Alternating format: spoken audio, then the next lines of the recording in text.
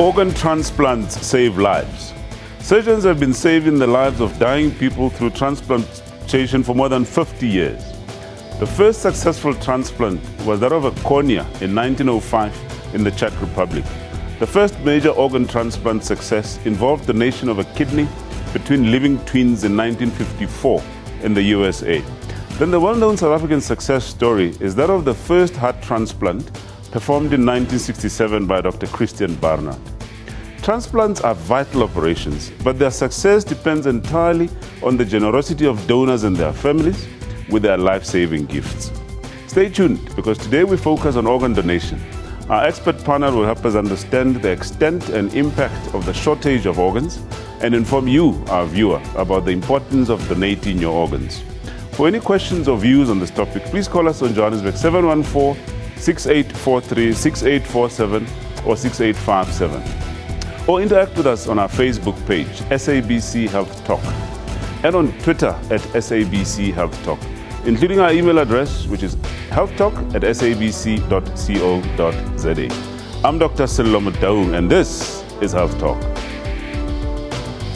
Gugu Motlolometsi suffers from kidney failure. She has to undergo dialysis treatment for 4 hours, 3 times a week. She's been on the transplant waiting list for the past 4 years. Well, there's a critical shortage of organ donors in the country right now. The Organ Donor Foundation says many people are dying waiting for organ transplants. It is estimated that 4,300 South Africans currently need an organ donation. It will mean a lot to me. It will mean a lot. It will save my life. It will take care of my kids as well. It will do a lot for me. But with only 600 transplants carried out in the past year, compared to 720 transplants in 2012, most will not receive an organ.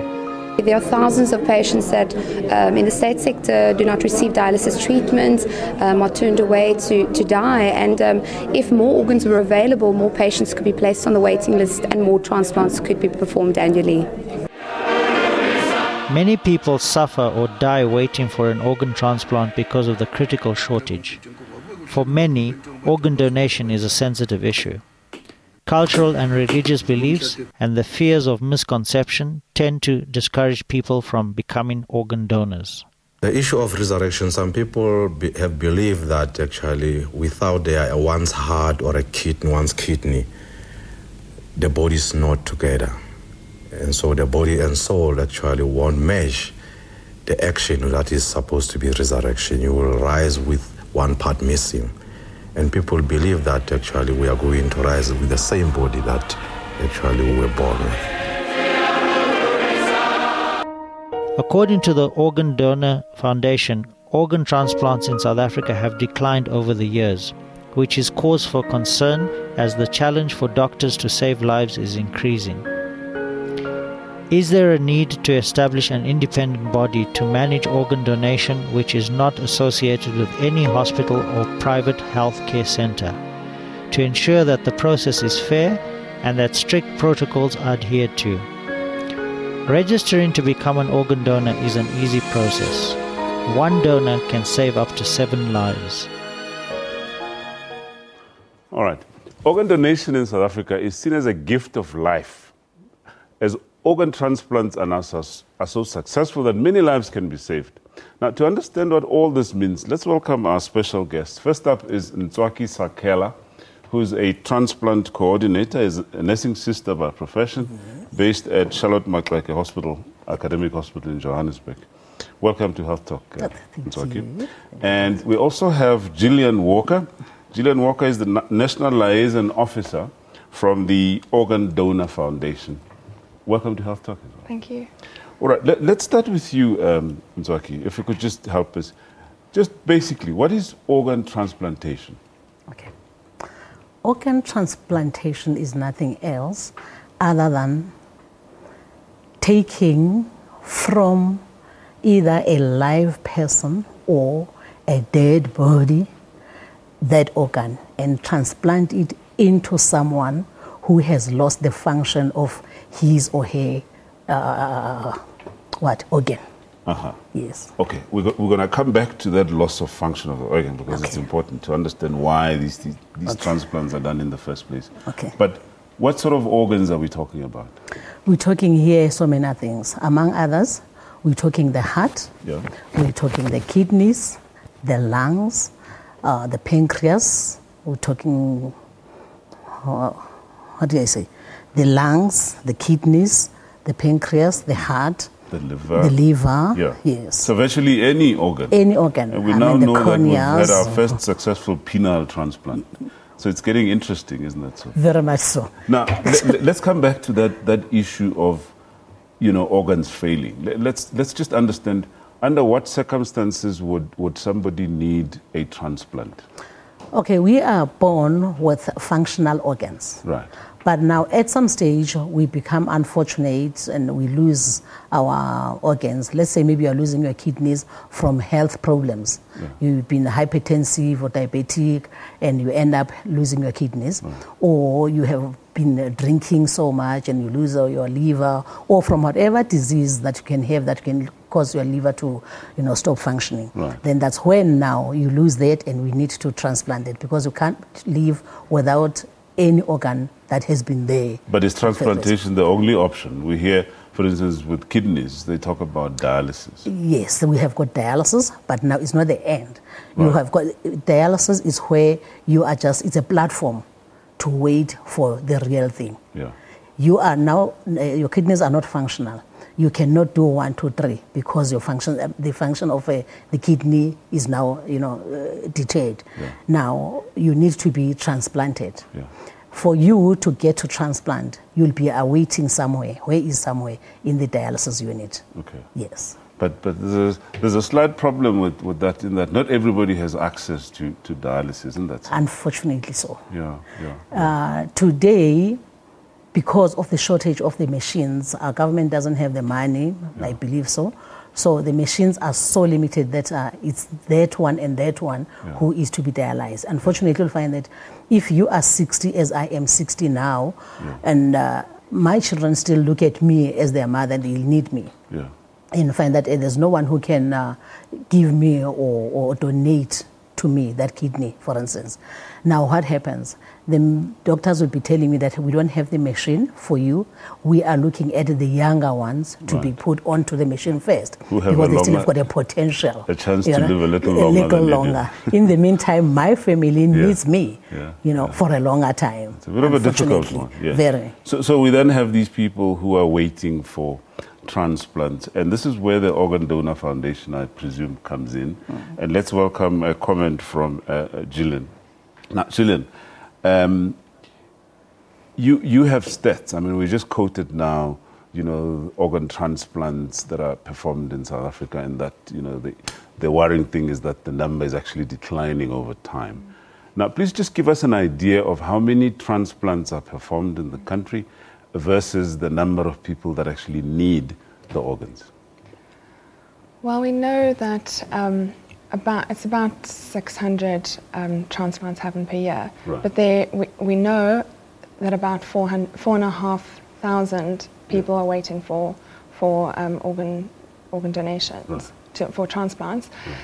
But there are thousands and thousands of people who need transplants but don't have access to the life support in the meantime. So that's the dialysis that Nswaki was talking about a moment ago. So how is this waiting list compiled? Well, that's actually more of a question for Nswaki. Our role at the Organ Donor Foundation is more about awareness, and we don't involve ourselves at all with the medical side of things. We involve ourselves with education and awareness and trying to get more people on board to be organ donors. Okay. She just said that, I mean, obviously, when it comes to the waiting list, that's more like what you do, because you coordinate transplants. Please just enlighten us on what exactly you do. Okay, she has already mentioned the awareness, and that's what we are doing around the country. Right.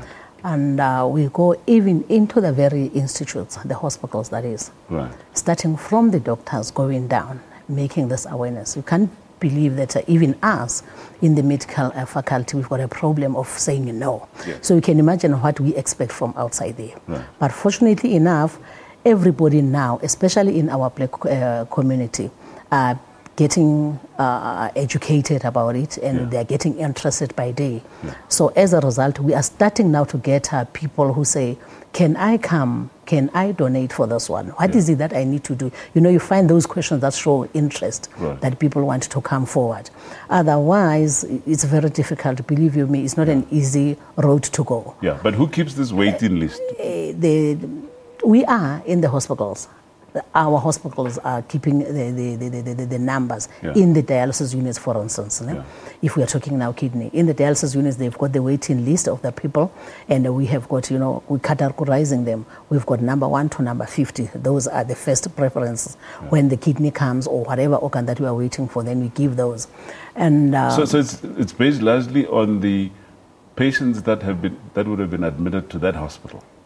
Not necessarily. Right. I mean, for instance, in Gauteng, we are doing the whole of Gauteng. I see. We are doing the whole of Gauteng, though Pretoria is doing their own thing.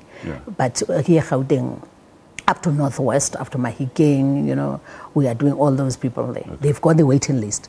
Then they work up the patients. Having done that, they bring the numbers or the names of those patients to us, for instance, Charlotte Matleke, and then we keep those numbers up to 50. Then that's when we do the call-up when a donor presents. Okay. Gillian, public awareness and education, what sort of mediums do you use? How do you make people aware of organ donations? We've got various campaigns, and we do health days at universities, just various campaigns and information that we provide online. So various activities, including your website and so on. And we'll give out the details a little later. But now, after the break, we'll learn more about organ donation and speak to someone who's a recipient of a donated organ.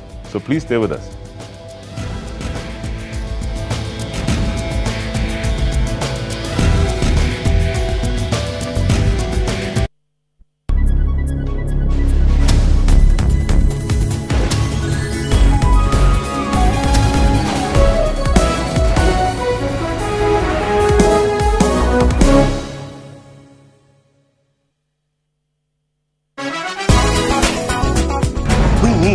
Dr. King is famous. The historical film, directed by Ava DuVernay, is about Dr. Martin Luther King Jr. and his campaign for black voting rights in 1965.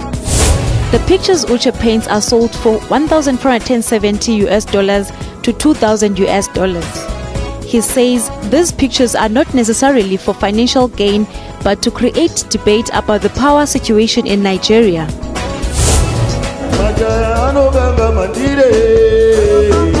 Based for most of the decade in the United States, Mfumo has not performed in his homeland of Zimbabwe since then.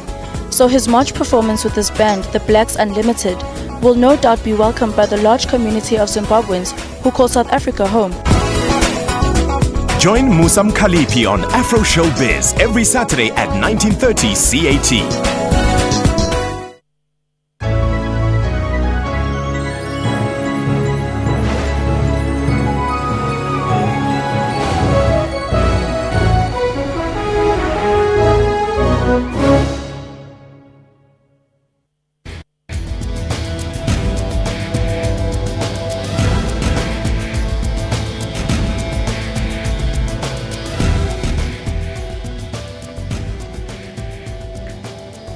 All right, welcome back. Now, I believe we have a caller on the line, Priki from Pietermaritzburg. Welcome, Priki.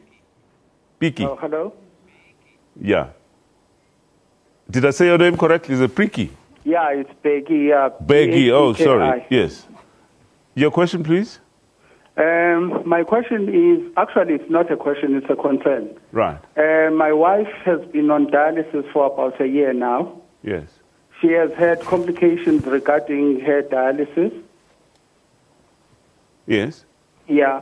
And then what I had offered was to donate a kidney to her. Right.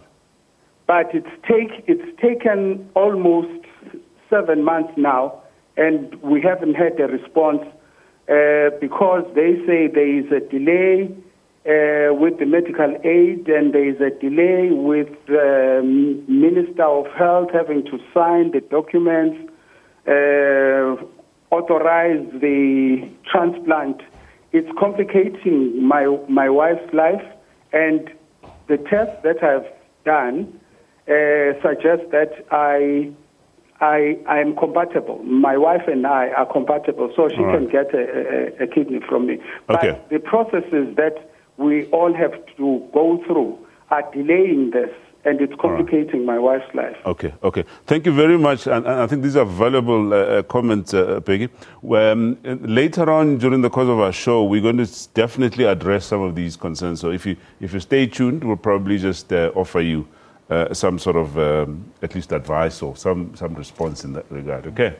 All right. Is organ donation as easy as it sounds, or it's made out to sound? If so, why are people not donating organs? Well, let's find out from our experts. But before we do that, let's welcome another special guest, Musa Mpore, who is a kidney recipient based in Johannesburg. Yes, sir. Welcome to Health Talk. And of course, we still have Gillian Walker from the Organ Donor Foundation. Thank you. We've been going through a discussion around organ donations and transplants and so on. And it is quite clear that we do not have enough organ donors. Yes. Now, I believe that you besides the fact that you're a kidney recipient, but there's an organization that you run. Please tell us about that. So I run an organization called Open Eye Foundation, where we educate the masses about organ donation and tissue donation, the importance of organ donation. But most importantly, what we do is that we educate our people from the root in terms of chronic illnesses. And the end stage of chronic illness is probably causing end-stage kidney failure as well. And we plead to the society to really consider organ and tissue donation. Think about it. Yes, we understand it could be something which is very difficult, especially if it's something which is new to you, all right, but then really go out there, get the information, understand exactly what the procedure is, and why is it so important for you to become an organ donor. I mean, it changed my life, it saved my life, and I'm forever grateful for that. Maybe let's just spend a few more minutes and just understand your personal story. You say that it changed your life. What actually happened to you? So I think I'll start from the beginning. So what happened was that in 2011, I fell extremely ill. I knew nothing. I don't know why I fell ill, but I had stomach cramps. And I went to the local clinic.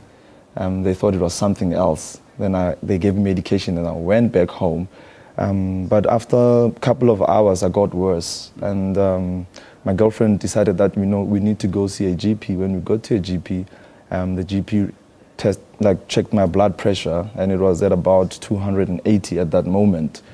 And he was surprised that you don't even have stroke at the moment or heart attack. So he took me, he wrote a letter for me to go to the local hospital, which is Baragwanath. Then I got there, the doctors did a couple of tests.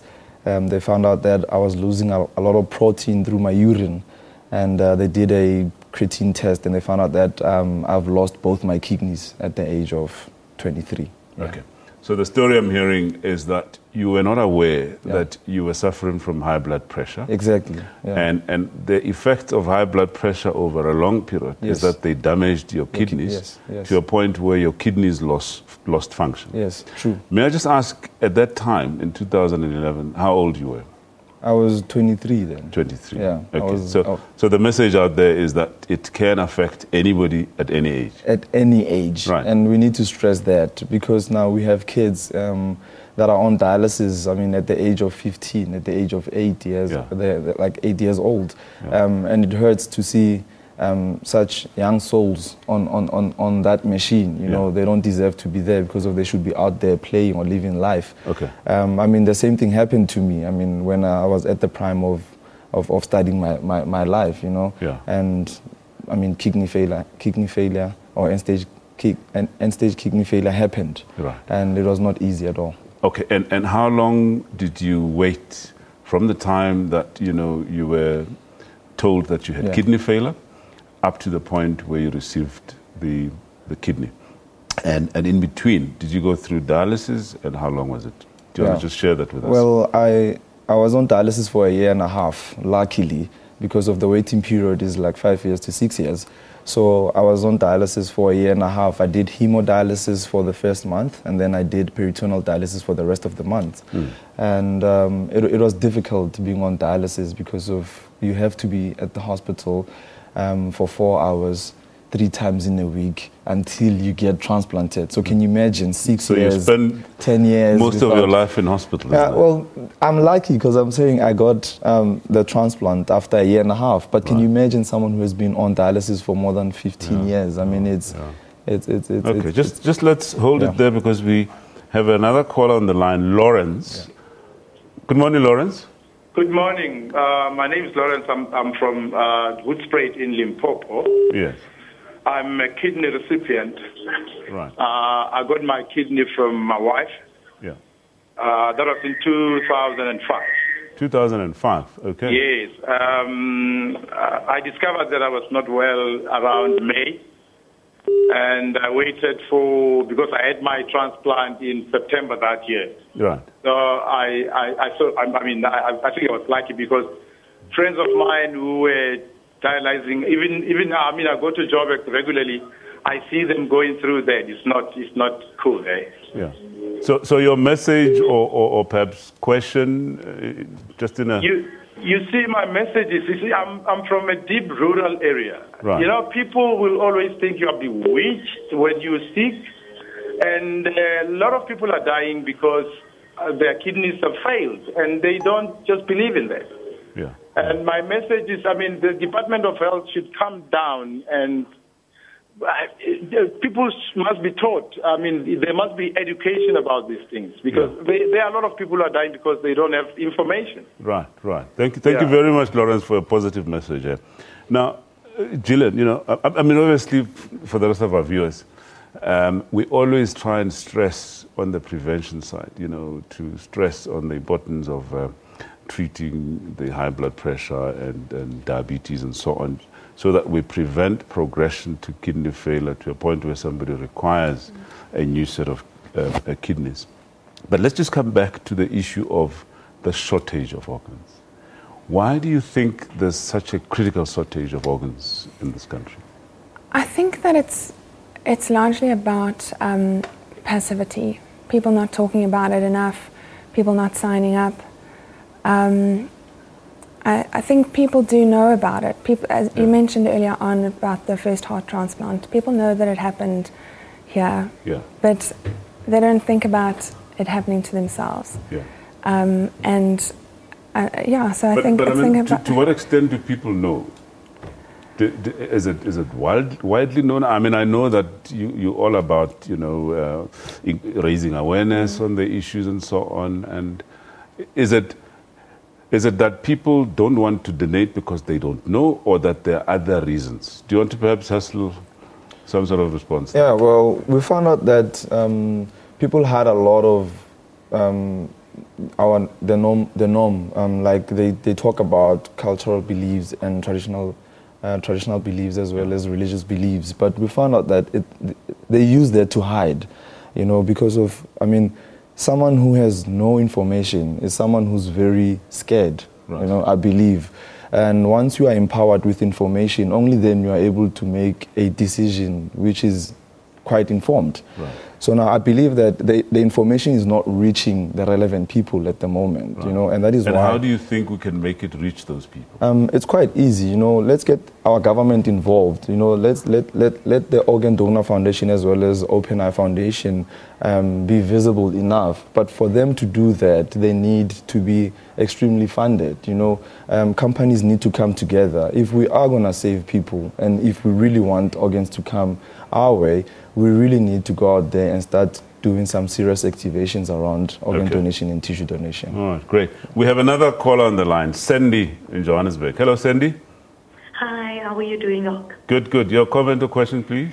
My daughter is a post-liver transplant patient. She had a liver transplant in the year 2000, and she went into rejection in December 2014, and now she's up again for another transplant. It is very scary, and we can just be hopeful, but to see them deteriorate and going through what they are going through. It's not easy. Right. Well, and the scary part is that we just don't know how long the list is and how long the wait will be. Yeah. Thank you very much. Well, we certainly hope that you come right with a donor coming your way to save the life of your baby. All right. At this point, I'm afraid we're going to have to go for a break. And when we come back, we'll learn about the organ transplantation process and then speak to somebody who's on the waiting list for an organ. Please don't go anywhere.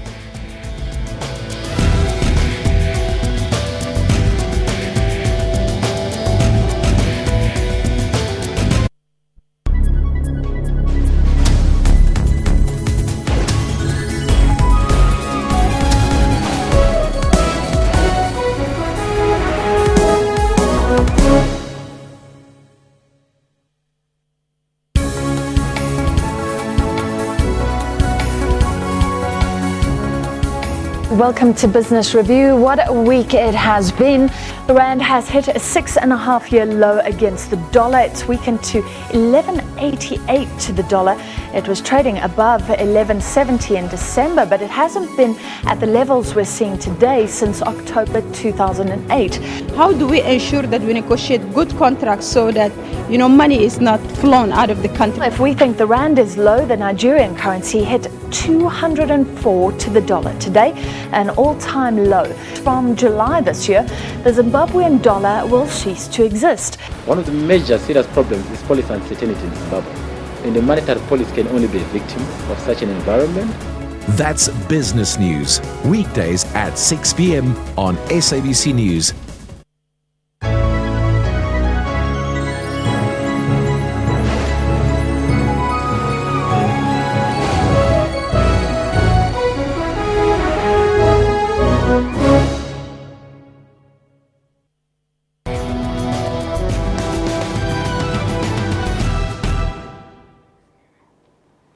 Okay, so how are organs transplanted from one person to the other? Let's find out from our expert guests.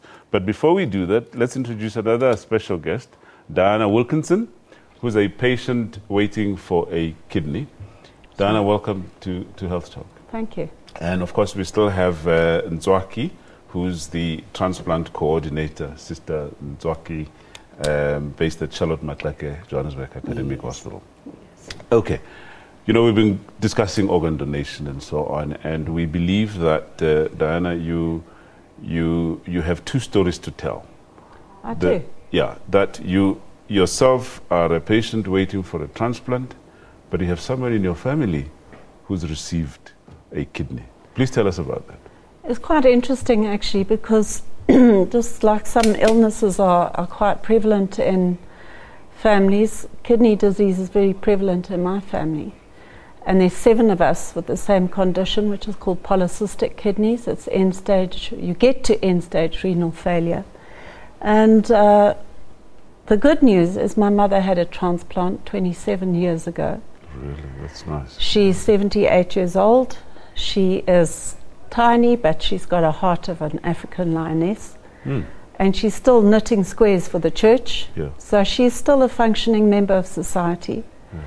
And she has inspired me with her strength. She has not rejected once in that 27 years. She's had a few infections, but she's been a good patient. So part of being a recipient is to take your medication well and timeously and eat properly and don't abuse your body. You've been given the gift of life twice. So the thing to do is to not abuse that. Very interesting. Maybe let's just, at this point, before we carry on, I just want our viewers to just have a look at something that we've prepared for you, a clip on a baby donor. Please watch. A baby boy who lived just 100 minutes is now the UK's smallest organ donor. Teddy died within 2 hours of being born, but his kidneys were used to save the life of an adult patient with renal failure. The parents of the Britain's youngest organ donor have told how they made the brave but heartbreaking decision to donate their son's kidneys when he died shortly after being born. Jess Evans was 12 weeks pregnant with twins when she was told one of the sons she was carrying had a rare and fatal condition which prevents the brain and skull from developing. Miss Evans and her fiancé Mark Holstein were told their baby would either be stillborn or die shortly afterwards. For us, we wanted it so badly because it was helping us. The thought that he could go on and he could still live through someone else. The couple said they hope Teddy's story will inspire other families who find themselves in a position of losing a child. Knowing part of their loved ones is living on in someone else is comforting. Very interesting. Nzaki, just to perhaps give us an idea, I mean, clearly we've had different messages here. This clip showing us that anybody can donate, including a newborn baby donating to an adult that, requires an organ. We've had stories of rejection. Her mother, has been a recipient for 27 years and no rejection. We've had from the other caller a rejection within a relatively short period of time. Now, just take us through the process involved in transplantation. Okay. Here is our donor. Let's say now it's someone who's passed on. Right. Then the family agrees to donate.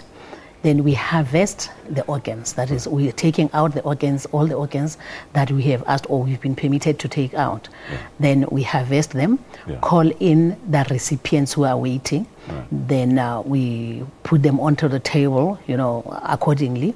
And then we take whichever organ, let's say now it's a kidney, we'll be taking a kidney into a recipient's body now. Right. But there are things that must be done. We must make sure that the patient, the recipient, is free of any infection. Right. At least for 2 weeks he's been free of infection. Yeah. So that, remember, we are now going to give this patient immunosuppressants. Yeah. In other words, we are going to say, hey, you soldiers of the body, natural soldiers, don't act, just sleep. Even if you see this foreigner coming in, don't do anything, don't react. But what about the donor now? The donor is late. Right. It's dead. Is there some, I guess it goes back to the question of, at the time that somebody registers to become a donor, do they look at health issues and so on? Yes, if you are going to be a living donor. Right. All right? Yeah. So we check from head to toe. Right. If you are healthy, because we don't want you to get into the same situation at the end of the day. Right. All right.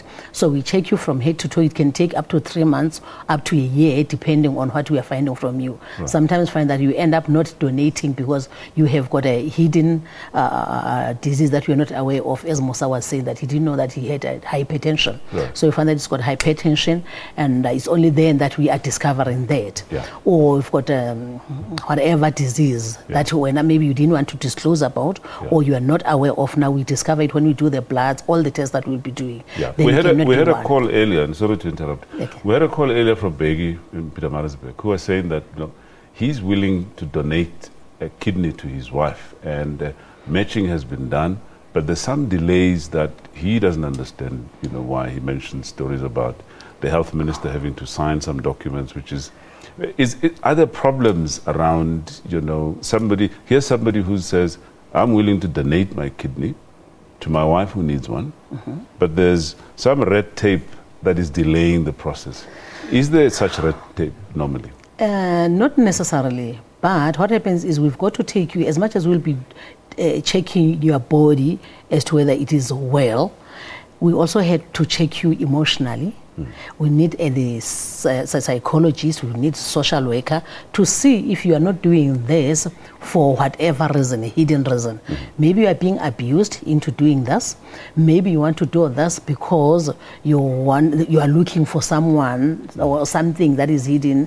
Maybe I know that you've got money, so eventually I'll be saying, I have given you my kidney, so you need to give me the bling bling, you know, things like those. So there are so many other things. Then at the end, the minister must be sure that, okay, now I'm signing because everything has been done to make sure that this donor won't come back and say, I want my kidney back, or you've got to pay. Yeah. Yes. Just one last thing on the not the living donor, the deceased donor. Deceased donor, yes. Because this would be somebody who would have signed up, right, to become an organ donor. But oftentimes there's issues of the relatives or next of kin, around the time, not willing, to get their family member cut up and an organ taken out. Unfortunately, we do come across that. Yeah. And we respect that. You can be a donor, you have a sign that you want to be a donor when you pass on. But now, out of 10 family members, the 9 are saying yes, we're respecting that. But there's this one who says no. Unfortunately, we've got to respect the one who says no, because we don't want to leave that one grieving, forever. Yeah. Yes. Okay. And for that matter, for you to be a real donor, we encourage that, okay, go to the auntie or stubborn, or or stubborn, the very one whom you know that when she says no, it's a no. Go to that one, convince that one. So if you can get hold of that one, believe you me, everyone will agree. Yes. Interesting. Yes. But just coming back to that story of the process before the actual transplant takes place. You mentioned the Minister of Health now has to sign and ultimately satisfy himself. Why should it go right up to the level of the Health Minister? Because, as I said, we need to cover our bags and need to cover the recipient bag. Right.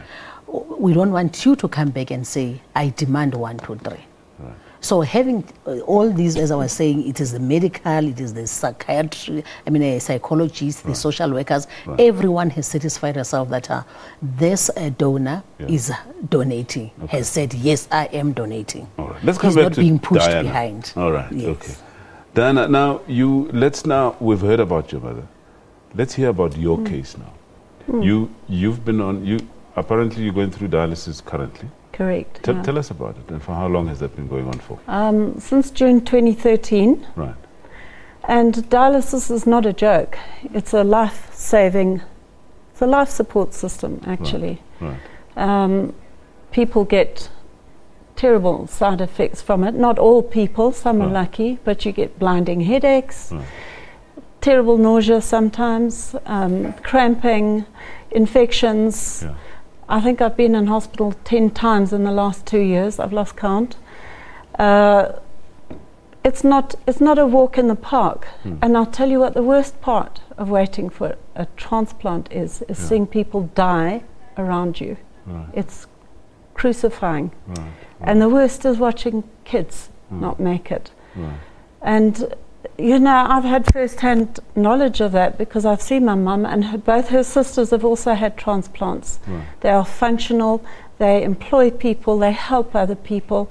Yeah. And my mission, when I get a transplant, because you have to think positive, is to get out there and be a volunteer for the Organ Donation Foundation to do what these wonderful people are doing, to increase awareness and increase the donor sign-up.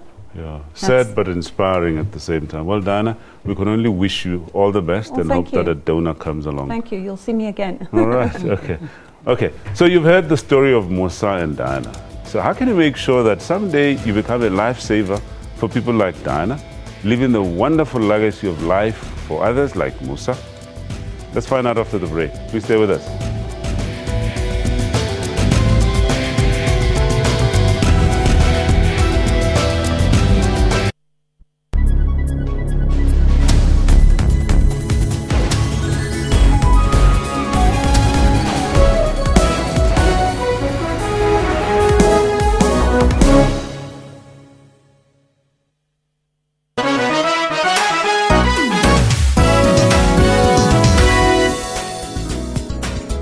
Your World makes it its business every evening to round up the leading local stories and international news to keep you informed all the time. Make a date with Your World every evening for all the news headlines around the world to keep you abreast with knowledge. Catch Your World for headlines across the world every Monday to Friday from 9 p.m, then Saturday and Sunday from 7 p.m. Information-hungry viewers stay with SABC News, as issues on the West are different from issues on the East or here in Johannesburg. So it is not surprising that people who follow the news know that there are two things for sure: that anything can happen, and SABC News will tell you when it does. Because we keep the nation fully informed. We are SABC News.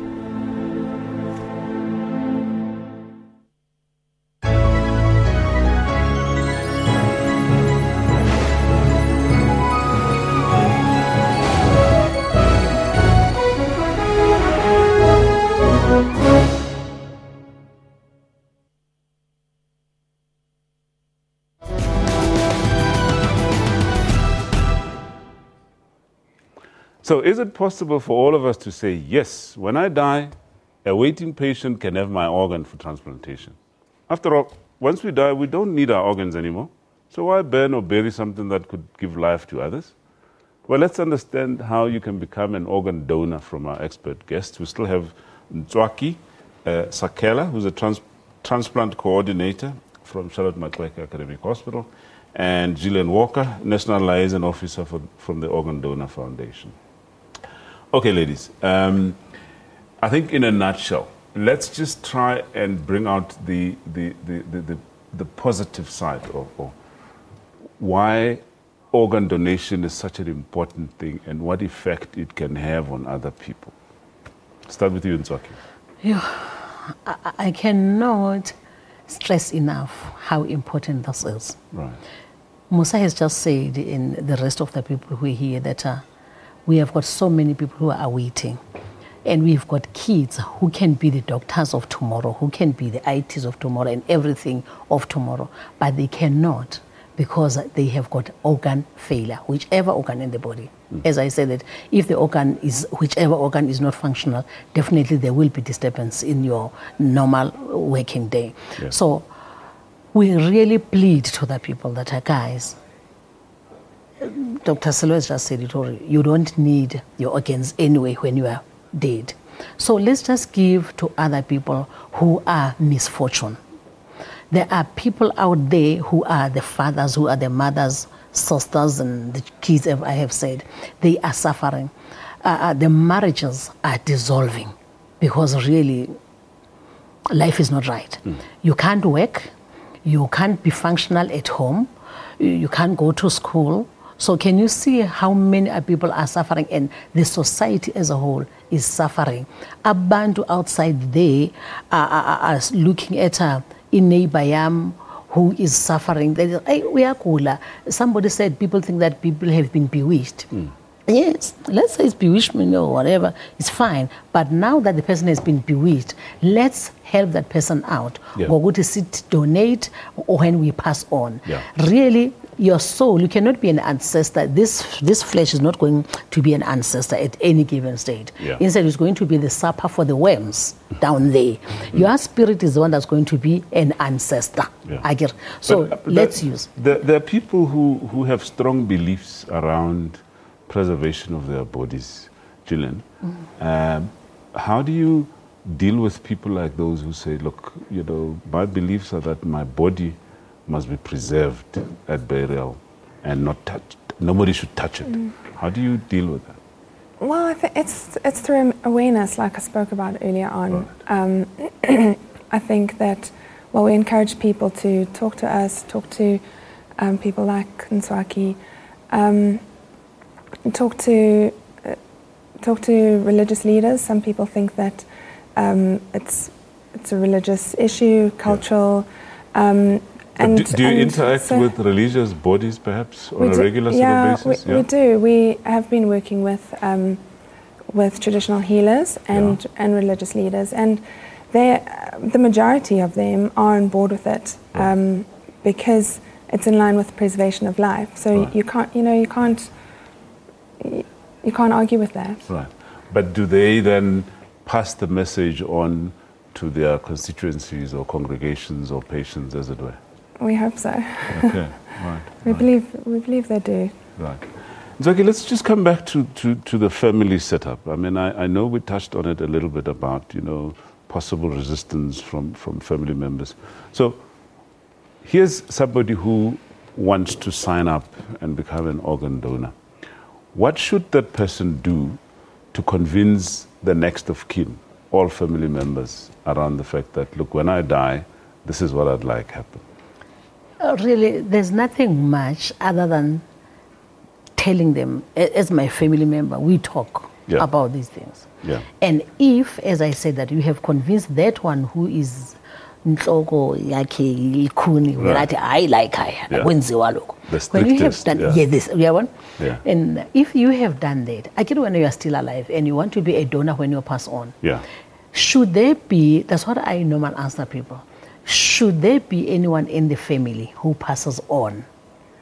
Go to the very one and say, you remember I'm a donor, here is someone in our family who is passing on. Why can't we donate?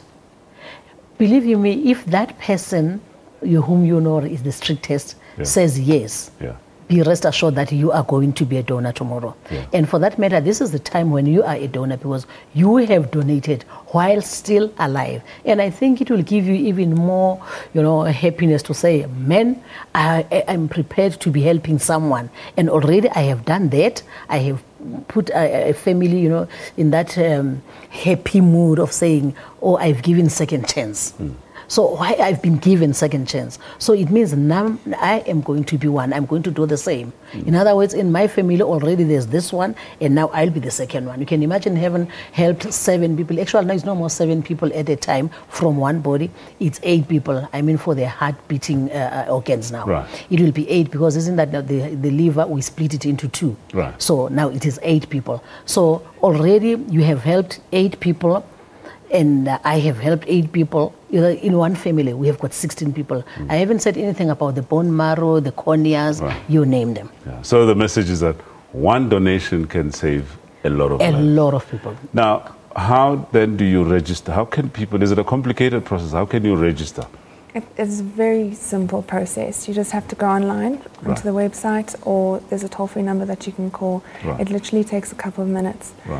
And then the most important thing is to discuss it with your friends and family, because your family ultimately has to give consent, and then be proud to be an organ donor. It's such a wonderful thing to be able to say that when I die, I'm going to save lives. Okay, let's hope that the message has really gone through. Folk, it's on that note that we've come to the end of our show today. And your views or comments are extremely valuable to us, as always. Please share these on our Facebook page, SABC Health Talk, and like our page. And you can follow us again on our Twitter. It's Twitter at SABC Health Talk, or drop us an email at healthtalk@sabc.co.za. So join us again next week on SABC News at the same time. And remember that you can watch repeat shows at 2 p.m. and then 10 p.m. And if you missed any of these shows, you can always get it from the YouTube channel. And from myself, Dr. Salome Daung, and the rest of the crew here, it's a very warm goodbye, and thank you very much for watching Health Talk. You stay healthy. 50,000. The Organ Donor Foundation needs to sign on 50,000 new organ donors. We are waiting for you to sign on right now. Small children are dying a painful death. Fragile parents must be urgently saved. Register today. Do it online or toll-free. It costs nothing. One organ donor can save 7 lives. Invite 7 of your friends to register too. Do it now. It is so easy.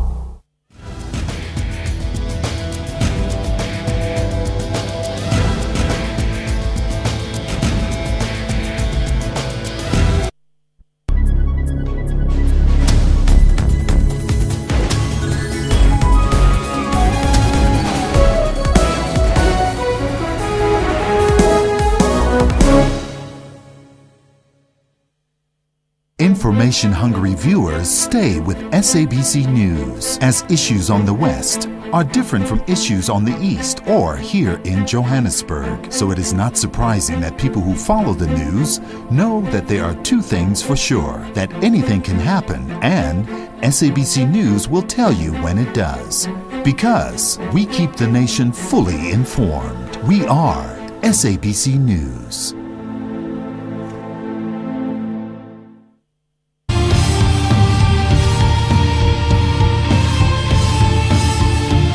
Welcome to Network, a technology news program that also discusses what's trending in social media in and around Africa. MTN has launched its new movie and television streaming service, Front Row.